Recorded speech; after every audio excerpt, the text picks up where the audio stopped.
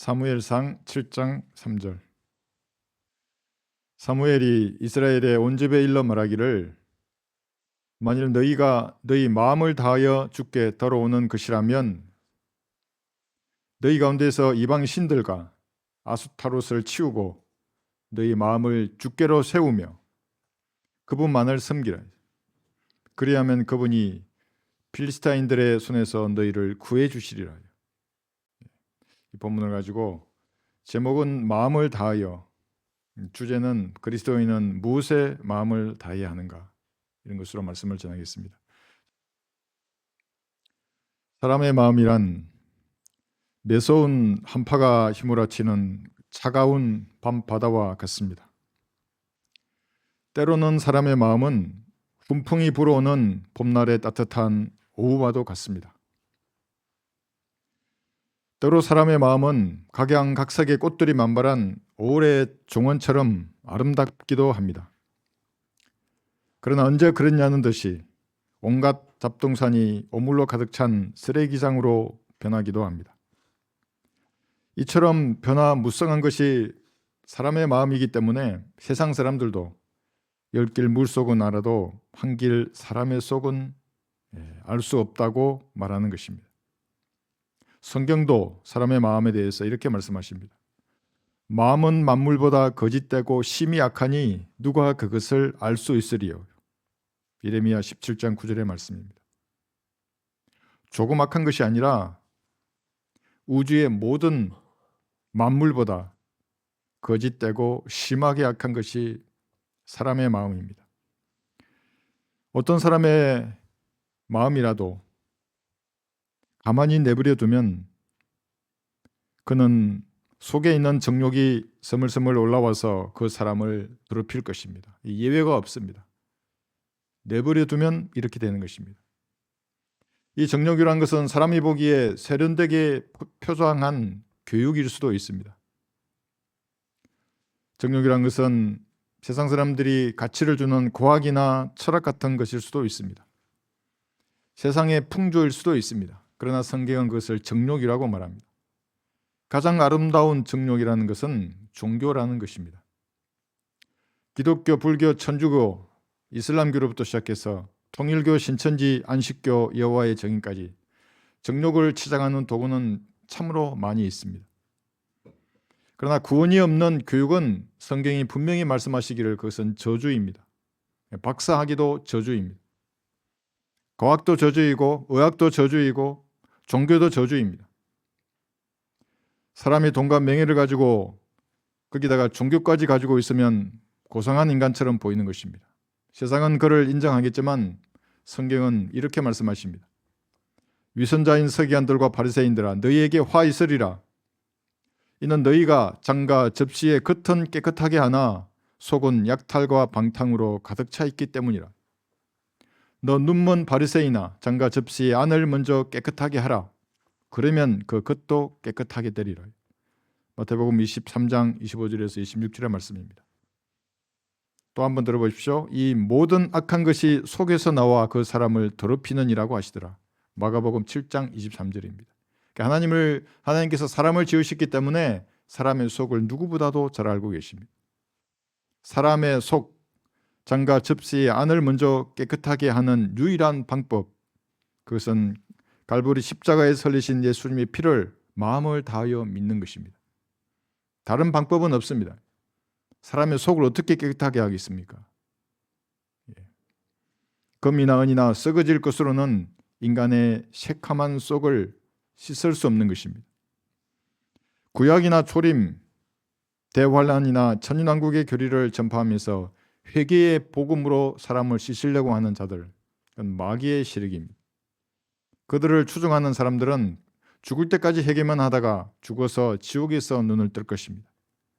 인간의 더러운 눈물로는 사람 속에 있는 그 죄를 제거할 수 없는 것입니다.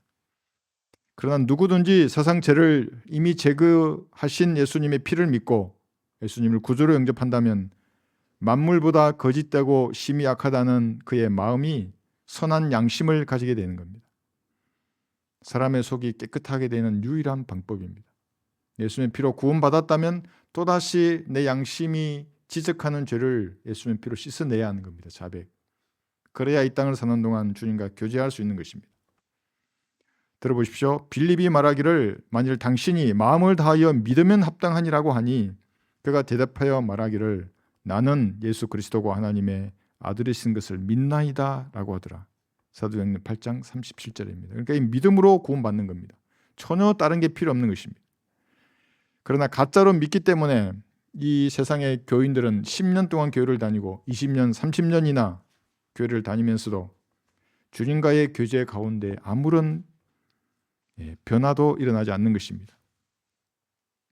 하나님께 마음을 다해 죄인임을 시인하고 과거와 현재, 미래의 죄들을 제거하신 예수님을 구주로 믿어야 하는 것입니다. 마음을 올바르게 먹으면 어떤 형태로든지 주님께서 그 사람의 인생에 개입하시는 겁니다. 갈보리의 피를 믿어서 구원받기도 하시고 구원받은 다음에는 주님 앞에 헌신된 삶을 살게 하시는 것입니다. 지옥에서 구원을 받았으면 이제는 이 변화무쌍한 사람의 마음을 주님께 고정해야 합니다. 변화무쌍하다고요. 어떻게 마음을 주님께 고정하는 것입니까? 보이지도 않고 고정할 못도 망치도 보이지 않는데 말입니다. 그 방법은 마음을 다하여 주님을 섬기는 것입니다. 마음을 다하여 주님을 위해서 무엇인가 행하는 것입니다. 성경대로. 마음을 다하여 주님을 찬양하고 마음을 다하여 주님을 신뢰하는 것입니다. 그러면 그 사람의 마음은 주님께 대못으로 고정이 될 것입니다. 마음을 다하지 않으니까 계속 변화무쌍하게 흔들리는 것입니다. 그렇게 하지 않으면 어느새 악한 마음이 고개를 쳐들고 일어나서 그 사람을 장악해버릴 것입니다. 봄날에 따뜻했던 마음이 언제 그랬냐는 듯이 차가운 겨울 바다처럼 냉랭하게 식어버릴 것입니다. 오울의 꽃이 만발한 정원처럼 아름다웠던 그 사람의 마음이 육신의 악취로 가득 찬 쓰레기장이 될 것입니다. 사람이 탕자처럼 이리저리 방황하는 이유는 자신의 마음을 의탁할 목자를 찾지 못했기 때문입니다. 주님을 찾지 못했어요. 어떤 사람들은 술에다가 마음을 의탁하는 사람도 있습니다. 우리나라 사람은 모이면 술이잖아요. 특히 남부지방으로 내려갈수록. 어르신들은 모이면 무조건 소주부터 한 잔 준다고요. 안 받으면 큰 결례예요. 제가 어릴 때는 안 받으면 엄청난 결례라고요. 마음을 다해 술과 좋은 안주를 찾아 다니는 사람을 제가 보았습니다. 그 사람은 술을 잘 마시려고 운동도 열심히 한답니다. 어떤 소주 회사의 회장은 짠중앙으로라는 건배사를 하는데 모이면 무조건 짠중앙으로 해요. 이 배에서 소리가 나와야 된다. 그래서 자기 회사 사람들을 연습도 시키더라고요. 야, 넌 입에서 나오는 거야. 그러지 말고 배에서 짠중앙으로 그렇게 해야 된다. 막 이렇게 하는 겁니다. 그래서 그 사람이 그렇게 하는 이유는 마음을 중앙으로 모으려는 것이라고 합니다. 그런 요식 행위로 조직을 활성화할 수는 있습니다. 그러나 성경의 하나님을 만날 수는 없는 것입니다. 그러니까 알코올을 주로 섬기게 됩니다. 발효된 술에 홀릭되는 겁니다. 빠진 사람들이 이게 주당이라고 하는 겁니다. 옛날 군복무 중에 어떤 사람이 휴가를 나가서 한잔하고 그 삼천포 밤바다에 보면 방파제가 있어요. 그게 이순신 장군이 거북선을 세워두었던 곳하고 가까워요. 거기 혼자 밤에 낚시를 했습니다. 그러다가 방파제 아래로 미끄러져서 바다에 빠졌습니다. 혼자서. 파도는 치잖아요. 예? 소리쳐봐도 들리지도 않아요. 간신히 미끄러운 방파제 끝을 이렇게 붙잡고 가만히 있는 겁니다. 이제 생각해야겠죠. 이제 이거 놓으면 이제 내일 아침에는 물고기 밥이 되는 거예요. 방파제 물이 닿는 부위가 그렇게 미끄러운 줄 그때 알았던 것입니다. 물에서 올라올 수가 없어요. 미끄러운데 어떻게 올라와요 이게. 그죠? 예. 최대한 물에 떠 있는 거예요. 이제 정신을 차려보는 겁니다.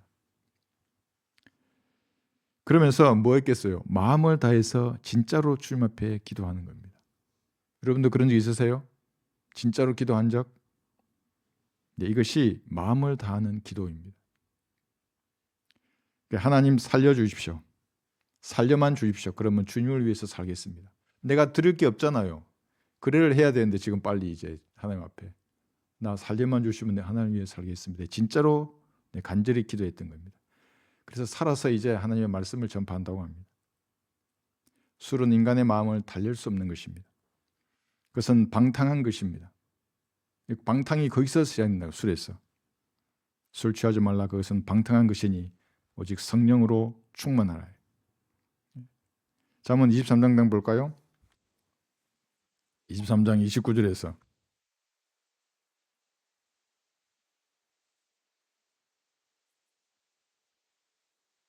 그 삼천포에 가면 지금도 있어요. 그 방파제 등대도 있고, 거북선이 그 정박해 둔 곳도 있어요. 잠언 23장 29절.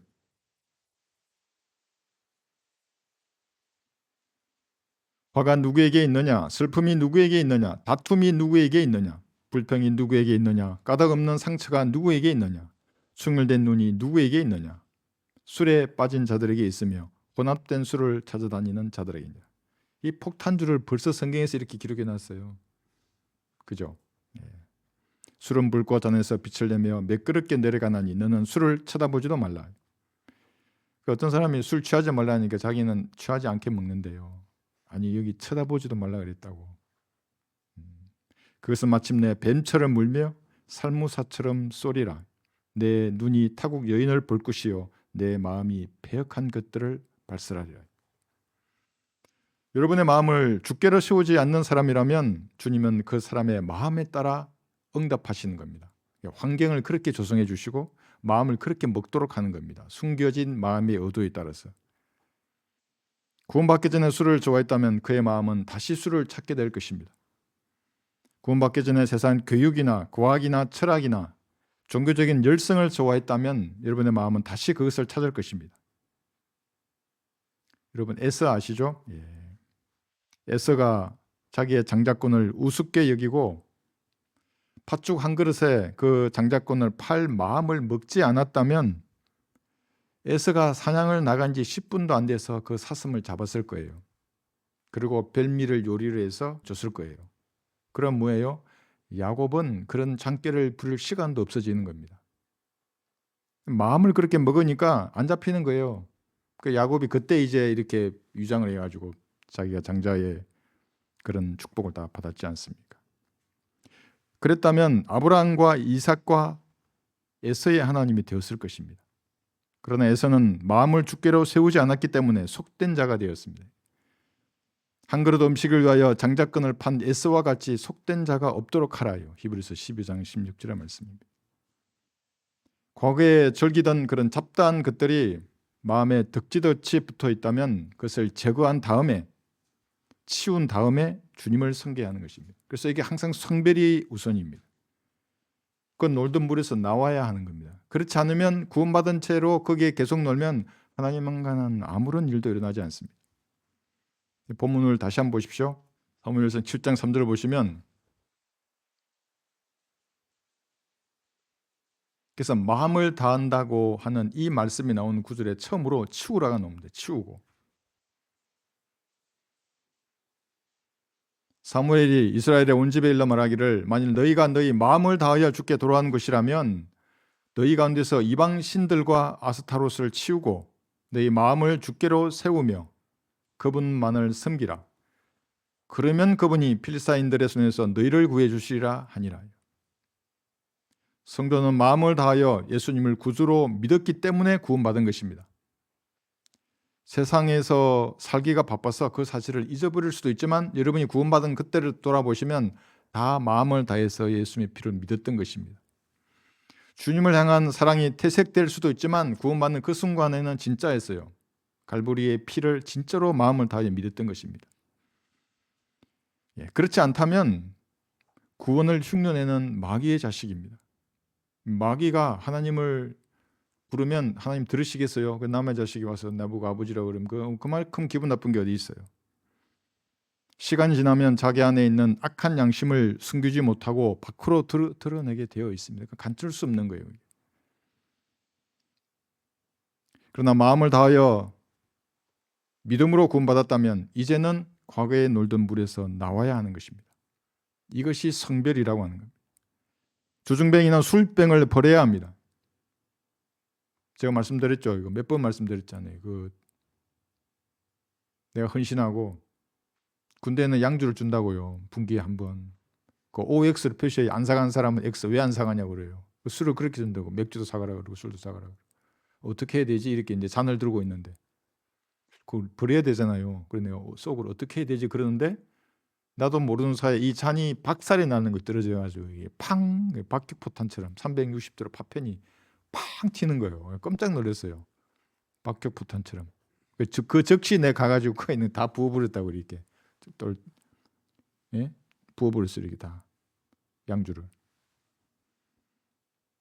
조중뱅이는 술병을 버려야 하는 것입니다. 골초는 담배를 버리고 도박꾼은 화투를 버려야 합니다. 드라마나 영화, 세상 가요나 팝송, 뉴에이지 음악, CCM을 쓰레기통에 버려야 하는 것입니다. 이것이 성별입니다. 창녀는 더러운 옷을 갈아입어야 합니다. 도둑은 손을 깨끗하게 씻어야 하는 것입니다. 사기꾼은 불결한 입술을 말씀으로 씻어야 합니다. 세상에서 인정받지 못한 것을 교회에서 인정받으려고 하는 그런 육신적인 기질도 버려야 합니다. 교회는 섬김을 받는 곳이 아니라 섬김을 실천하는 곳입니다.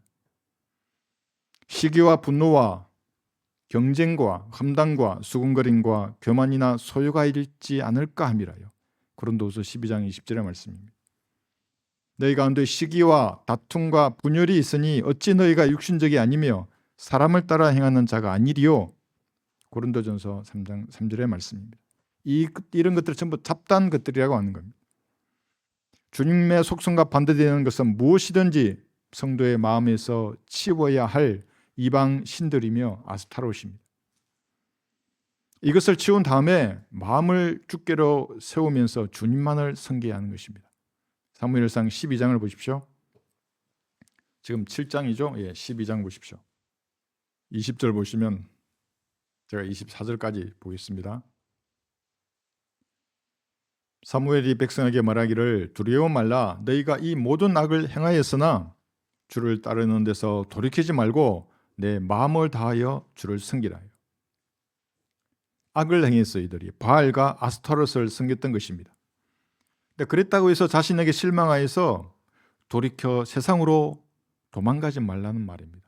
그러지 말고 그랬더라도 예수님의 피로 그런 것들을 씻어내고 자백하여 버리고 마음을 다해 주님을 섬기라는 말씀입니다. 죄에 걸려 넘어졌다고 해서 그것을 핑계로 세상으로 도망치는 사람은 비겁한 그리스도인이라고 하는 겁니다. 여러분은 넘어지면 다시 일어나고 또 넘어지면 또다시 일어나서 주님을 섬기는 군사여야 하는 겁니다. 넘어졌는데 일어나지 않는 사람이 가장 비참한 사람이에요. 넘어졌어요. 우리 그냥 이렇게 맹하게 가다가 넘어졌어요. 그럼 일어나서 더 빨리 달리면 되는 겁니다. 그래서 스스로 판단하여 자백하라고 계속해서 강조하는 것입니다. 믿음이 있다면 가장 먼저 해야 할 일입니다. 아무도 없을 때 스스로를 돌이켜보고 주님 앞에 자백할 것은 자백하고 예수님 피로 씻게 달라고 그러고 내가 다시 일어나서 주님을 섬기게 해달라고 말하는 그런 교제의 시간이 꼭 필요한 것입니다. 과거에 놀던 물로 다시 돌이킨다면 여러분은 세상의 헛된 것을 따를 것입니다. 여기 21절 보십시오. 너희는 돌이키지 말라. 돌이키면 너희는 헛된 것을 쫓을 것이나 그것들은 유익을 줄 수도 구원해 줄 수도 없나니 이는 그것들이 헛됨이라. 구원받기 이전에 한번 보세요. 여러분이 마음을 다했던 그런 것들 여기에 나와 있는 거하고 똑같은 것입니다. 유익도 없고 구원도 없고 그 헛된 것들이에요. 그런 것이. 육신적인 사람에게는 과거가 늘 화려하게 보이는 것입니다. 그러나 하나님의 영으로 충만한 사람들은 미래가 훨씬 화려한 것입니다. 죄와 관련된 추억은 오징어를 낚는 체나키 어선의 집어등과 같은 것입니다. 화려하게 빛난다고요. 그 불빛이. 캄캄한 밤바다에서 한번 생각해 보세요. 오징어가 그 불빛을 보고 얼마나 아름다워하겠습니까? 그런데 무는 순간에 바다의 천재라고 불리는 그 똑똑한 오징어도 끝나는 것입니다. 유익도 없고 구원도 없고 헛된 것입니다. 산 오징어 횟감 신세가 되는 겁니다. 산 오징어 좋아하십니까? 저는 오징어를 너무 좋아했는데 불빛에 물면 그런 신세가 되는 것입니다. 이는 그들이 비밀리에 행한 그런 것들에 대하여는 말하기조차 부끄럽기 때문이라요. 에베소서 5장 12절의 말씀입니다. 모두 헛된 것입니다. 성경에 하나님과 무관하고 죄와 연관된 모든 일들은 헛된 안개와 같은 것입니다. 24절을 보세요. 너희는 주께서 너희를 위하여 얼마나 큰 일을 행하셨는지를 생각하고 오직 주를 두려워하고 너희 마음을 다하여 진리로 그분을 섬기라요. 하나님을 섬기는데 올바른 나누어 공부한 진리의 지식과 무관한 것은 섬김이 아니에요. 그것은 사람은 자신이 구원받은 것이 큰 일이었다고 생각합니다. 네, 당연합니다. 영원히 지옥에서 고통받아야 마땅한 죄인이 하나님처럼 영원히 산다는 것은 당연히 큰 일입니다. 작은 일이 아니죠. 그러나 구원을 받지 않은 사람에게는 한 그릇 팥죽보다도 영원한 생명이 하찮게 보이는 것입니다. 이기적인 사람은 주께서 어떤 일을 행하시는지는 곧잘 잊어버립니다. 자기가 받은 구원만 생각하는 겁니다. 우주의 무궁한 역사 가운데서 창조주께서 벌레 같은 사람의 형상으로 나타나셨습니다. 수치와 조롱을 당하시고 그 십자가의 질교를 지셨습니다. 예수님께서는 자신이 가야 할 길을 전사처럼 용감하게 앞으로 전진하셨습니다. 여러분들은 주께서 행한 그 일들을 잊지 말아야 하는 것입니다. 그 초림 때 예수님의 상한 심정과 마음을 기억해야 합니다. 이것이 없이는 주님을 사랑할 수 없는 것입니다. 그래서 저는 누가 성경을 뭐부터 읽을까요? 물어보면 저는 요한복음을 항상 권해요.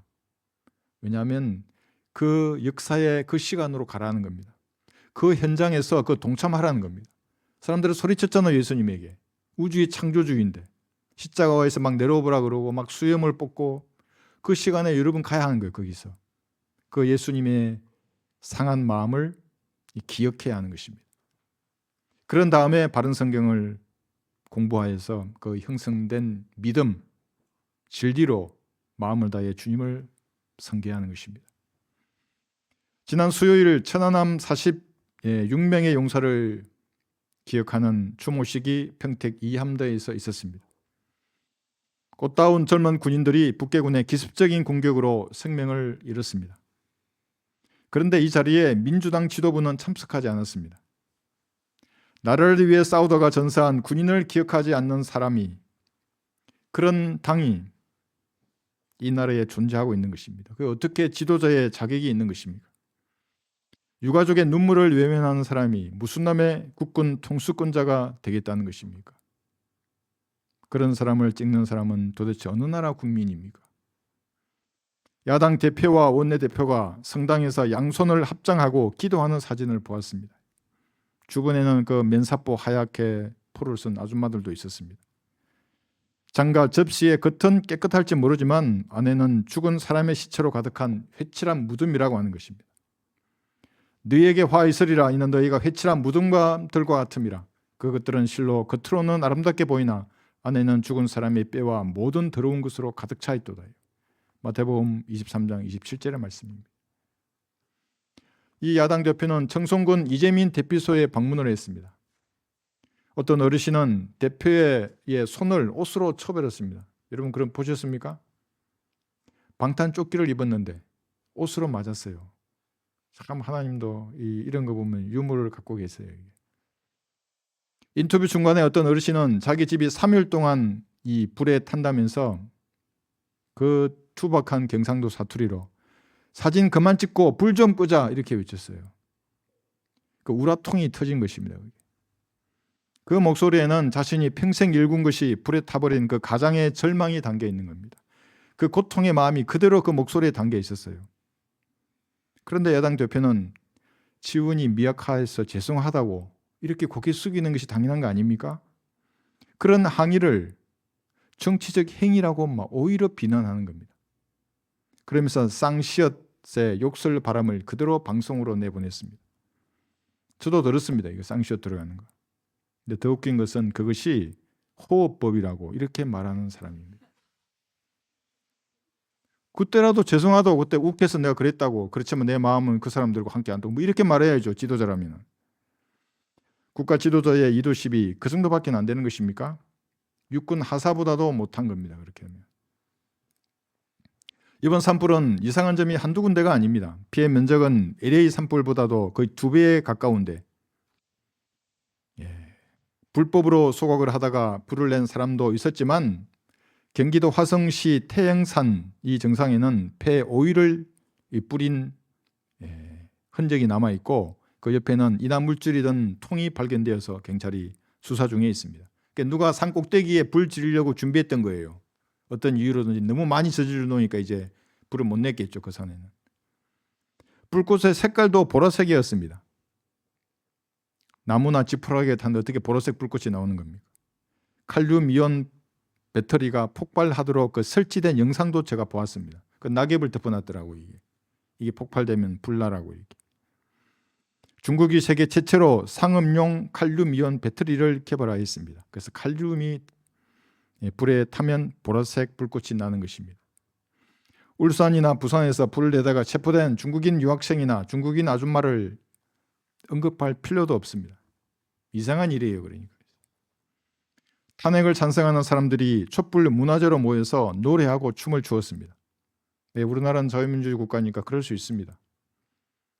그런데 불이 나서 26명이나 사망하고 불이 번져서 지리산까지 위협하고 있는데 그들은 웃고 떠들면서 비야 멈춰라 이렇게 외치더라고요. 나 그 사진도 가지고 있어요. 비야 멈춰라라고. 이들은 도대체 어느 나라 국민입니까?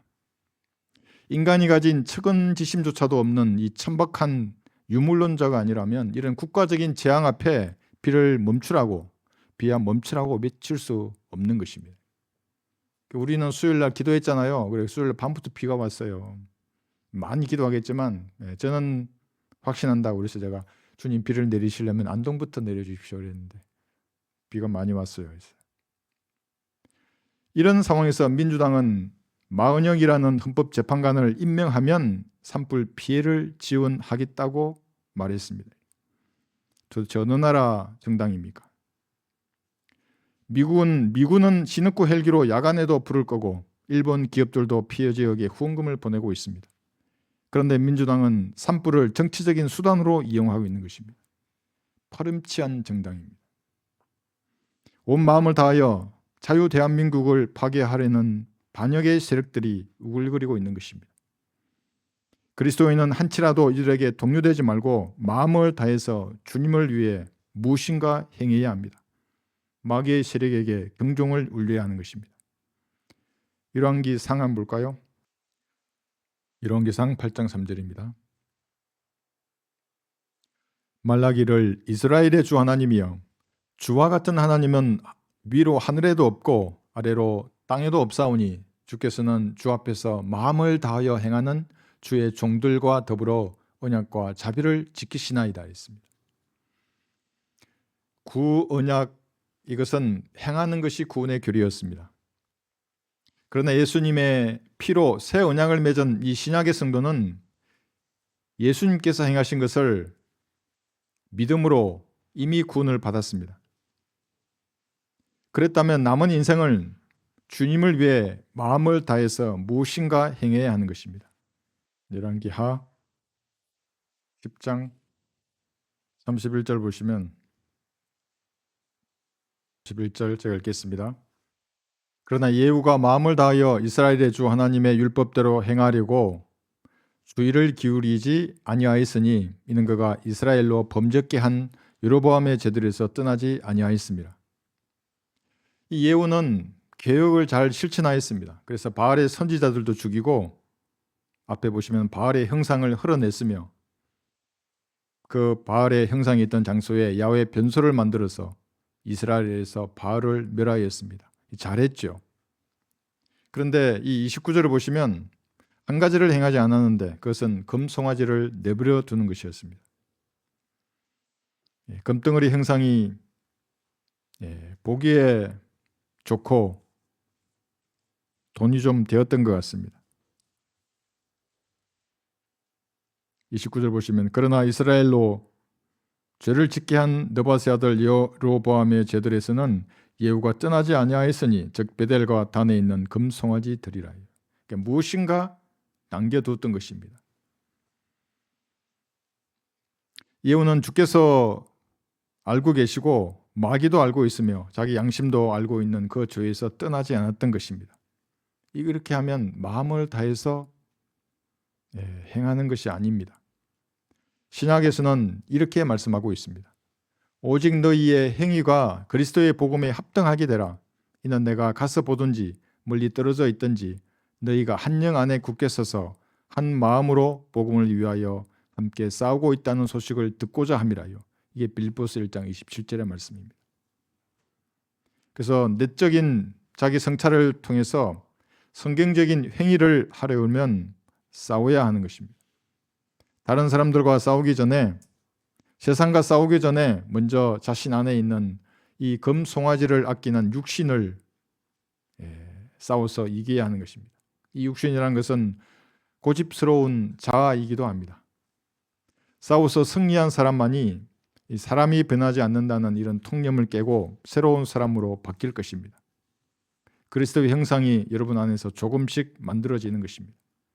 그래서 참된 부흥 이전에는 항상 파괴하는 것이 먼저 있습니다. 헌신도 마찬가지고 은혜를 받는 것도 마찬가지입니다. 과거에 여러분이 가지고 있는 어떤 바알이라는 아스토롯과 연관된 이런 것들을 먼저 파괴해야 하는 것입니다. 역대하를 보겠습니다. 역대기하 31장 1절 보시면 지금 이제 이스라엘 당시에는 물리적인 것으로서 다 파괴를 했지 않습니까? 이것이 이제 우리는 영적인 것으로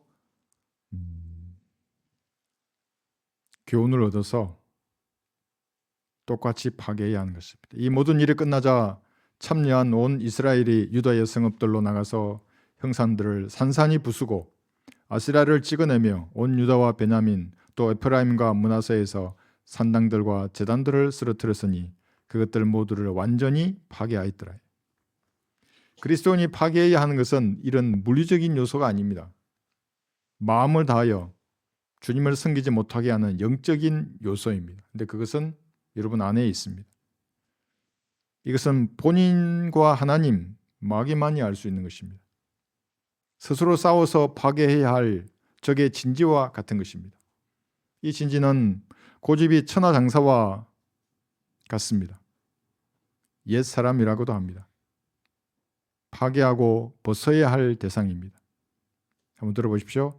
이전 행실에 관해서는 기만의 욕망에 따라 썩어진 옛사람을 벗어버리고, 에베소서 4장 22절의 말씀입니다.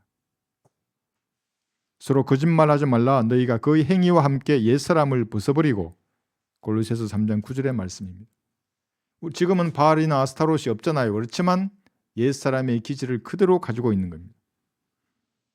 이 리비아단, 이 존재는 사람이 만든 칼이나 구리로는 손댈 수 없듯이 여러분이 형성한 이 옛사람도 사람의 말이나 힘으로는 근본을 변화시킬 수 없습니다. 이쁘게 화장하여 겉만 좋게 할 뿐입니다. 때로는 교육으로 좋게 만들고 종교로 아름답게 치장해 보일 수는 있습니다. 그러나 근본은 변하지 않는 것입니다. 성경을 읽고 묵상하고 공부하는 시간을 늘리는 것입니다. 다른 왕도가 없습니다. 그래야만이 이런 진지들이 하나둘씩 파괴될 것입니다. 시간을 늘려야 합니다. 성경을 읽고 묵상하고 공부하는 것입니다. 그리스도인은 이것뿐만 아니라 외부의 요소와도 싸워야 할 것이 있습니다. 그것은 반성경적인 모든 것들입니다. 이 세상의 시류에 대하여 논쟁적으로 공격하지 않는다면 영적인 부흥이나 영적인 조명은 찾아오지 않을 것입니다. 성령님이 그런 거에 대해서 뭐라고 하시는가?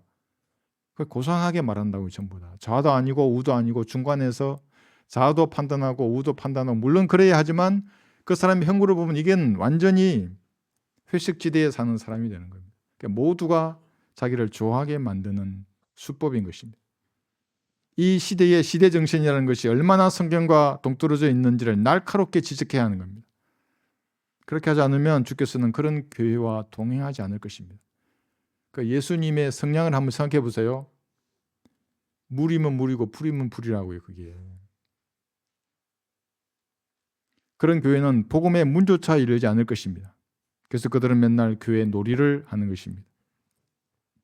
정치로부터 시작해서 사회나 경제나 문화나 안보, 의료, 금융, 전쟁, 종교 모든 것들을 판단하고 심판해서 반성경적인 요소를 통렬하게 공격해야 하는 것입니다. 그런 설교자를 여러분 보셨습니까? 성경대로 믿는 그리스도인이라고 하는 겁니다. 날카롭고 거칠게 반성경적인 요소에 대해서 망치로 부수고 칼로 도려내야 하는 것입니다. 들어보십시오. 세상과 친구 되는 것이 하나님과 원수 되는 것. 하나님 이렇게 말씀하셨습니다. 여러분 안에 이런 산당들과 제단들을 쓰러뜨리지 않는다면 그 사람의 기도는 헛된 것입니다. 방언으로 기도하는 소리에 마귀가 응답해주면 어떤 사람들은 더욱 확신에 차서 지옥으로 달려가는 것입니다. 자기 안에 있는 형상들을 산산히 부수고 찍어내지 않는 사람의 경배도 시간 낭비일 뿐입니다. 거기다가 종교시설에 돈도 내고 눈물과 열정과 헌신을 더하면 마귀의 기름 부음이 그곳에 함께할 것입니다. 마귀의 기름 부음이에요. 그것은 다른 사람의 산당이나 제단, 형상들을 자기가 찍어내려고 하지 말아야 합니다. 여러분 자신의 상당과 제단들, 옛사람의 습성을 말씀으로 허물어 내야 합니다. 이 세상이 적그리스도의 왕국으로 점차 변해가는데도 그저 웃으면서 땅의 평화를 위하는 종교 지도자에게 화가 있을 것입니다. 21절 한번 보세요. 지금 31장 1절 보셨죠? 21절 보시면 그렇게 파괴한 다음에 마음을 다해서 성경대로 무엇인가 행하는 그 사람에게 번성이 있는 겁니다. 번성할 것입니다. 역대하 31장 21절을 보시면 그가 하나님의 전에서 섬기는 일과 율법과 계명들에 있어서 그의 하나님을 찾기 시작한 모든 일에 마음을 다하여 행하니 번성하였더라. 이 번성이 있기 전에 1절에서 그런 파괴가 있었던 것입니다. 온전히 성비라는 것입니다. 그럼 주께서 번성하게 해주실 것입니다. 이것은 예외가 없는 하나님의 법칙입니다. 오랜 기간 동안 하나님을 섬겼는데 내 안에서부터 변화가 없다면 하나님께 불평하지 말고 자신의 안과 속을 먼저 바라보아야 합니다. 어둡거나 잘 위장이 되어서 보이지 않는다면 말씀의 빛을 켜고 자기 안을 바라다 보아야 합니다. 주께서 보시는 그 시각으로 여러분의 마음과 일상을 보고 삶의 목적과 방향을 다시 한번 보아야 합니다. 언젠가 주님 앞에 설 거잖아요. 그죠? 근데 거기서 지금의 나를 바라보아야 하는 것입니다. 그럼 무언가 개선할 요소가 생길 것입니다. 그리고 외부의 요소에 대해서도 성경적인 자세를 잃지 말아야 하는 것입니다. 이것이 변화의 시작입니다. 친구들이 다 떠나가더라도 성비를 하는 것입니다. 이런 그리스도인과 함께 부르는 찬양은 은혜와 감동이 모두에게 전해집니다. 들어도 은혜스럽다고요. 그 간정이 그대로 그 찬양에 묻어나 있기 때문에. 주께서는 이런 찬양을 얼마나 기뻐하시겠습니까? 시편 86편을 한번 보십시오. 그래서 CCM 가수들의 찬양이 왜 제가 들을 수 없냐 하면 그 멜로디나 화음도 반성경적이지만 가사도 반성경적이지만 그 사람의 신앙이 그 가사하고 맞지 않다고요. 뭐 빈들의 말은 풀같이 이런 말하는 사람들의 신앙을 알잖아요. 그게 은혜가 안 돼요. 그 사람들은. 시편 86편 12, 13절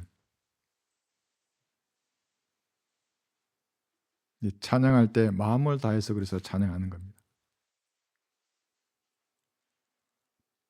오 주 나의 하나님이여 내가 내 마음을 다하여 주를 찬양하며 내가 영원토록 주의 이름을 영화롭게 하리니 이는 나를 향하신 주의 자비가 크시며 주께서 내 혼을 가장 낮은 지옥으로부터 구하셨음이니라. 그래서 마음을 다해서 주님을 찬양한다고.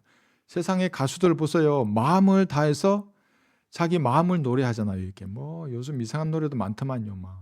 막 혼을 토해내더라고. 어떤 가수는 막 몽골 사람처럼 생겨가지고 막 그래놓고 내가 그 낚시처럼 탁 나를 낚는다고요. 그러니까 혼만 토는 내도. 근데 여러분이 만약에 말할 때 마음을 다해서 여러분이 영을 토해내는 거거든요. 그게. 그럼 듣는 사람이 그대로 은혜를 끼친다고요. 하나님도 기뻐하시고. 지옥에서 구원받지 않는 사람은 성경적 찬양을 견딜 수 없어 합니다. 그러나 구원받은 성도는 마음을 다하여 전심으로 주님을 찬양하는 것입니다. 이 막을 수 없어요. 저도 처음에 총각 때 구원받고 퇴근하면 잠들 때까지 찬양만 들었다고요. 그때 물론 CCM이었어요. 네, 이거 몰랐기 때문에. 그러다가 나중에 이걸 알고 퇴근하면 잠들 때까지 찬양을 들었어요. 이게. 너희는 주를 찬양하라. 정직한 자들의 모임과 회중 가운데에서 내가 전심으로 주를 찬양하리이다. 시편 111편 1절의 말씀입니다. 왜 온 마음을 다하여 주님을 찬양하는 것입니까?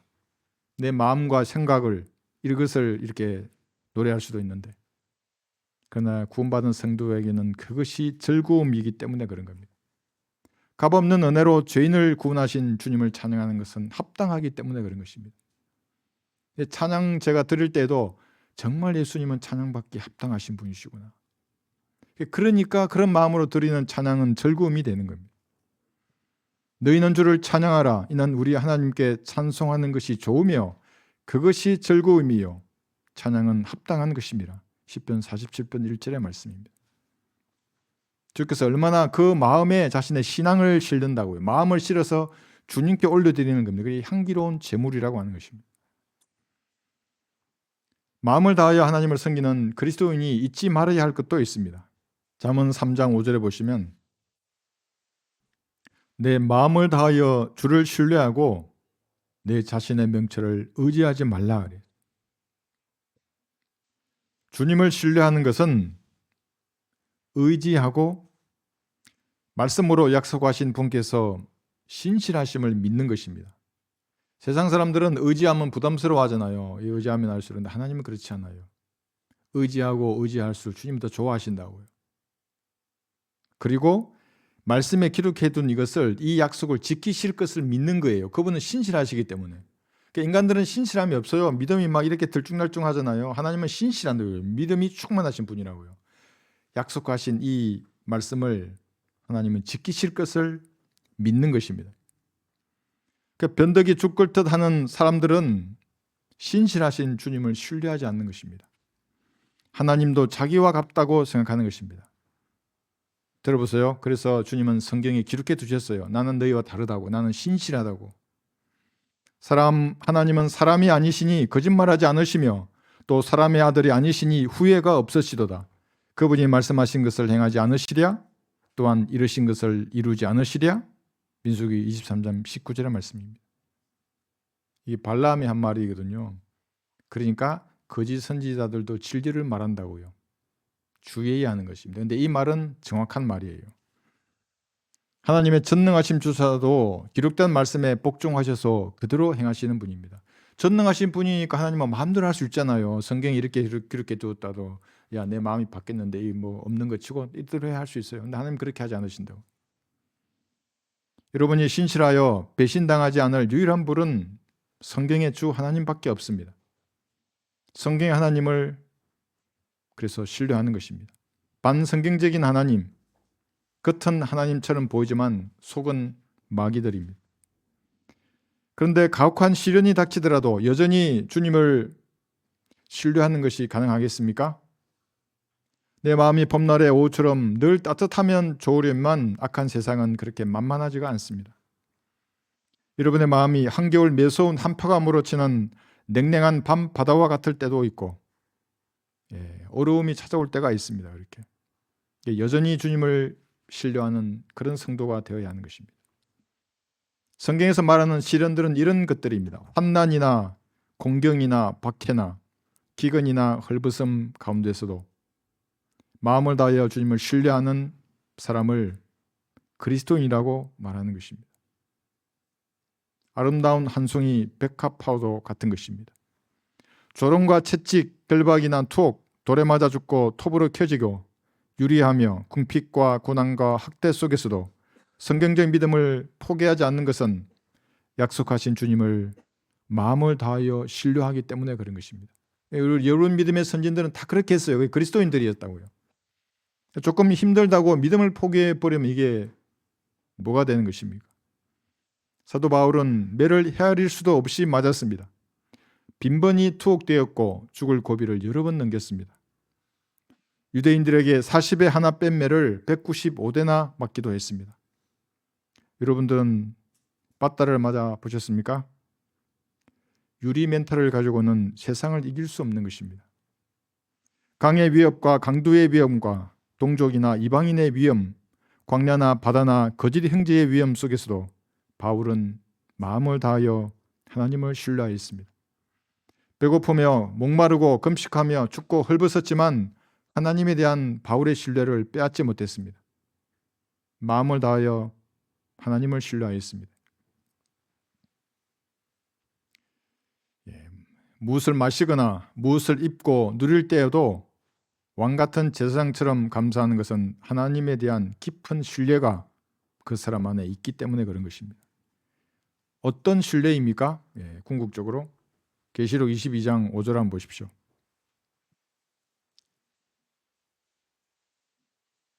어떤 신뢰가 있길래 이런 시련과 고난 속에서도 하나님을 신뢰하는 것입니까? 성경에 기록해 두신 그것을, 그 약속을 하나님은 지키실 거예요. 이 궁극적인 약속이 여기에 있어요.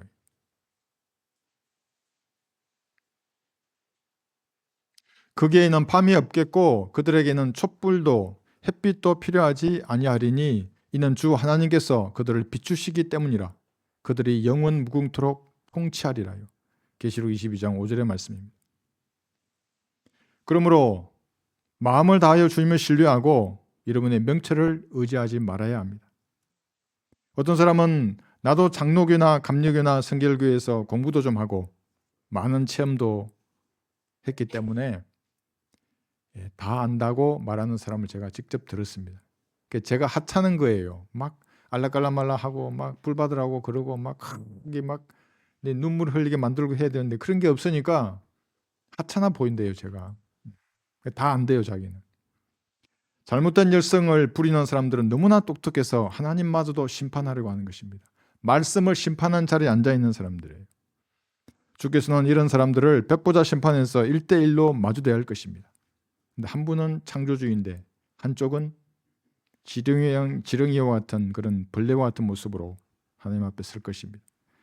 모든 상황에서 자기 안에 형성된 그런 인본주의적이고 반성경적인 그런 사고를 버려야 합니다. 그리고 마음을 다하여 주님을 신뢰하는 것입니다. 30이나 40평생, 50이나 60, 70, 80평생 형성된 그 자아라는 것은 참으로 고집이 장사입니다.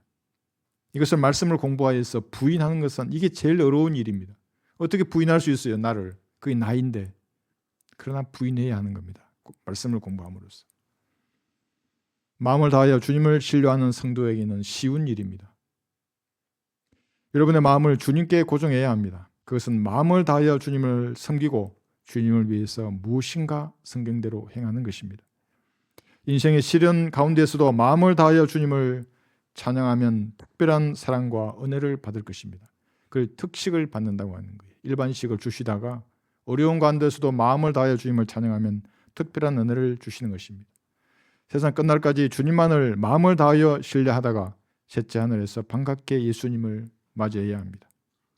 다 같이 기도하시겠습니다.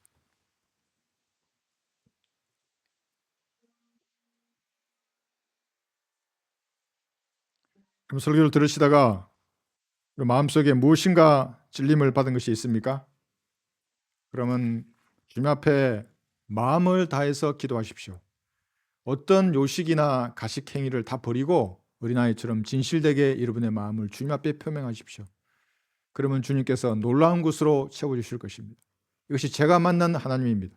성경에 기록된 하나님입니다. 의심하지 말고 마음을 열고 깊은 곳에 숨겨진 것을 주님 앞에 그대로 아뢰십시오. 주님과 더욱 밀착되는 귀한 기도 시간이 되시기 바랍니다.